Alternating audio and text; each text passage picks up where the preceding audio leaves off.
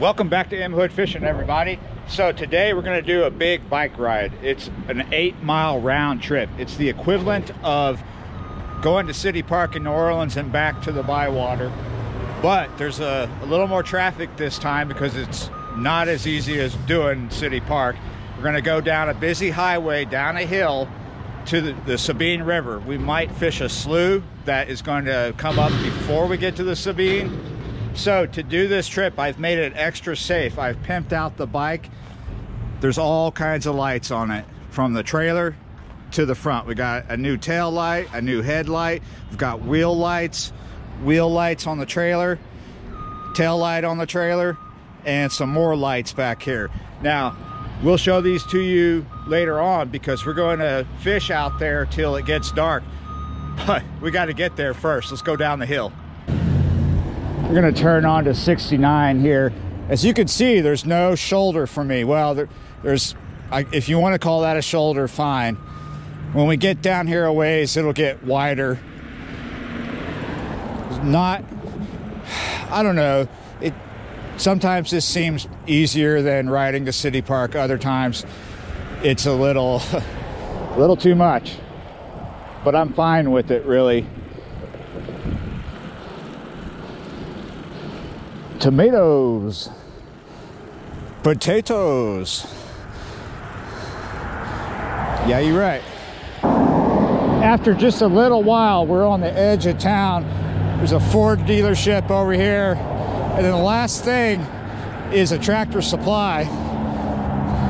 There's pretty much no shoulder here, but plenty of room for me and cars to go by me. This is one of the smaller hills we got to go down. There's nothing really steep, but you know, they're slow inclines, so coming back is not going to be as easy as going down. I'm just coasting right now, and here we get a nice shoulder. I take that back. Tractor Supply is not the last store. O'Reilly Auto Parts.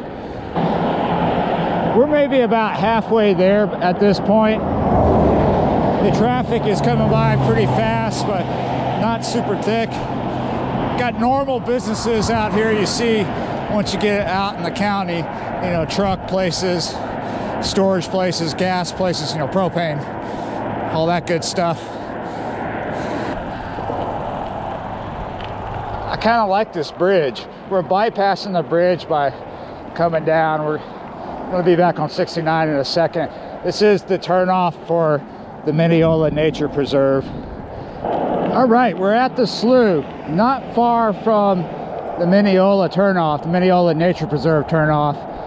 I've never fished this slough. I need to inspect it before we commit to it. Only going to spend a little bit of time right here. As you can see, it's really shallow right here on the Mineola side. We're going to go a little further across the bridge. Well, I know it looks really dirty. It always looks like this. I've seen worse. Everything down here is heavily pig-tilled. You see these pig tracks. I think there's some deer tracks mixed in with that too. Let me show you what I mean by pig-tilled. If you walk around here, you'll see places where the ground is tore up, like see this area right here? That's from feral hogs. There's a lot in this area. Texas has a big problem with feral hogs, huge population. Well, there's all kinds of tracks down here. Let's check it out. Gonna need these. I'm gonna get a rod out. Now, I brought bass rods and catfish rods. There's a lot of shoe pick here. That's what I'm expecting. So this isn't just a bass session, but we're going to use one bass rod to check this out. Wow, look at this, guys. Looks like we got us a major wildlife highway going underneath the highway. Looks like a pig highway to me. Makes me nervous. I don't know if I want to spend a lot of time here, because by the time at any point today, we could see feral hogs come through here. Looks like a lot do. I almost forgot one important thing. I left the house at 1 o'clock and it is just after 1:30 right now. So it took me 30 minutes to get down to the first slough. Oh, wow. Historical marker, 1 mile on the right, not going that far.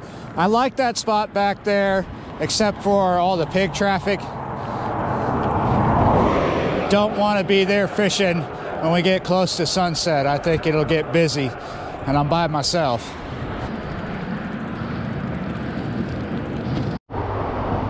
So we're at a public spot now. It's a boat ramp along 69. This is the Sabine River. I have fished here before. Last time I fished here was over a year ago. The river was much lower. It was around 2 feet on the gauge.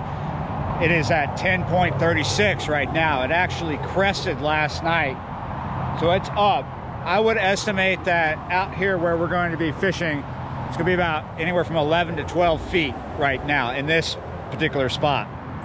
Here we're mostly gonna target catfish or whatever we can get off the bottom. Right there you have a slip sinker. It's about 1.5 ounces. Got the bead, the swivel, all that good business. And then the leader is, everything's 30 pound. The main line and the leader, we're gonna use 1/0 because it's a night crawler session. That's what I brought down here. Let's put out 2 rods on the bottom with night crawler. This first one, we're gonna put out to our left. Now this part of the Sabine River is notoriously snaggy, but I've been to this particular spot when it was really low, so I know it's not going to be too bad. There could be a lot of stuff down there that I don't know about now because it's been a while since I've been here. Put this second one right out in front of us, a little bit past the middle. Let's see how these sinkers drift.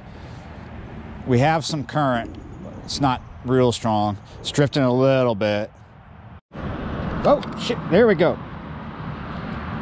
Let me get the phone back in my pocket. I was trying to look at my messages. Yes, we have our first fish on, and it doesn't feel quite like the kind Papa Smurf would ride into town, if you know what I mean. Well, he could ride this into town. Look at that. It's not a channel cat either. Nice little blue cat. You could make a sandwich with that. Mercy, Papa Smurf's fish is cold. Woo! Yeah, you're right. Things are looking up, kinda. All right, quick update. It is getting later in the afternoon. We have maybe 2 hours left of this session. It is raining. It's been raining for about 45 minutes. Not much has happened. A little bite here or there. The current is picking up too. That'll happen sometimes because there is a couple of big reservoirs upriver, and they'll open their gates and the current will pick up and then it'll slow down. Also, this could be from the rain draining in, but it's a little too soon for that. Getting a good bite there. Yes, got him. Finally, another fish. It's been a while, and this rain is still coming down, but oh, whoa. Are you still here? Yes, you are. Ooh. Look at that. It's about like the first one. 2 fish. Yeah, you're right. Oh. Getting a bite on the other rod.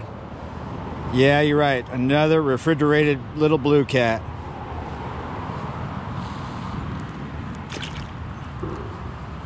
You got it? Not that graceful. I'm still getting a bite on the other rod. Because the current is becoming a little swifter, we up to 2 ounces. That's a bank sinker on a lead trolley. This is what 20% chance of rain looks like in Texas. Finally got dark enough to show you this. Look how I pimped out the bike. Let's walk around and check it out real quick. Got a new headlamp, it's pretty bright. Got the wheel lights on both tires of the bike. Got a new tail light on the bike. Put wheel lights on the trailer wheels. And not only do we have a new red tail light back here on the trailer, we also have these blue lights here to light up the back of the trailer. Hopefully they'll see me, right? Maybe the next thing is to put a train horn on it. Made it home nice and safe. It's time to dry off, warm up. It's a little chilly outside. Before I do go, I want to give a quick shout out to Don Mitchell. Thanks for becoming a member of the channel. If you want to become a member of the channel, it's super easy.